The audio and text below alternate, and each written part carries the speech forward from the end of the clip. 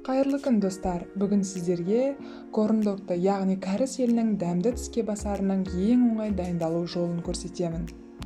Сыртқы қабығы сондай қытырлақ, ал ішінде сосискасы бар осындай тіске басарды жасау оп-оңай. Барлық ингредиенттер төменде көрсетілген.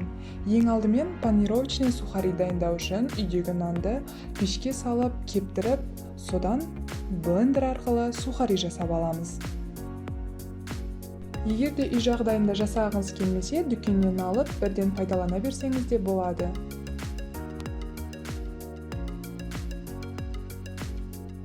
Ендігі кезекте корндогымыздың маңызды бөлігі клярын дайындаймыз. Ол үшін бізге бір жұмыртқа қажет болады. Оған шекерімізді қосып, тұзымызды қосып, жақсылап араластыратын боламыз.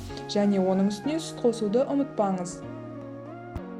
Осы қоспаларды жақсылап араластырып, содан соң разрыхителімізді ұнға салып алып, одан кейін осы сұйық қоспамыздың үстіне бірнеше бөлікке бөліп салып араластырып бастаймыз. Бізге керекті қоймалжың бір келкі консистенция. Сол себепті венчикпен жақсылап араластырып отырыңыз. Қоспамыз ешқандай түйіршіксіз болу керек. Сол себепті бір келкі консистенция шыққанша араластыра беріңіз.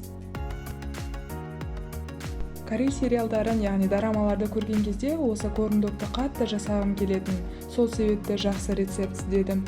Осы рецептпен жасасаңыздар, өте керемет болып шығатынына сөз берем. Өте дәмді, прям хрустящий, яғни қытырлақ болып шығады.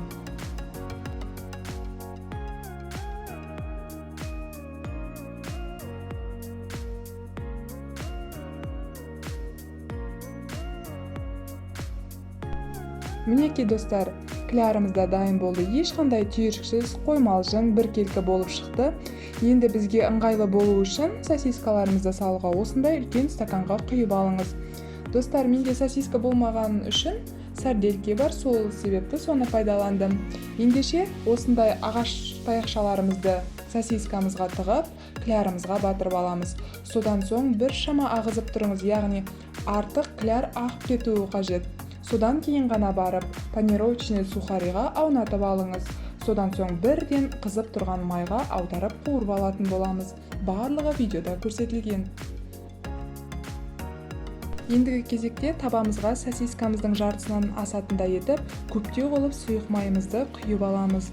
Ең басында қатты қыздырып, содан соң отты бәсеңдетеміз. Барлық жағын аудара отырып, корндогымызды қып-қызыл әп-әдемі қылып қуырып алатын боламыз.